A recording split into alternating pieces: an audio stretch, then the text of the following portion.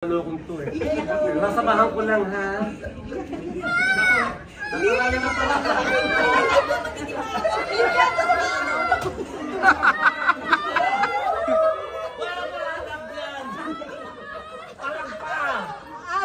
Maro kami mga tatay mo kasi kung sino mo niya mga tatay.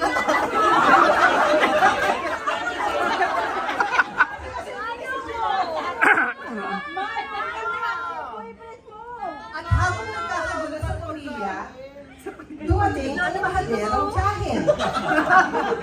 Ano ba naman ang tiyahin? Bakit ang ingay-ingay na naman ang mga anak mo? Naku, pising-pising ako dito. Asawa mo! Ako, di ako na yung hiya. Kaso mo na yung mga pamangkin mo. Hindi nga gusto mo. Bakit kung isang buhay? Kulo tayo dito. Sa ba?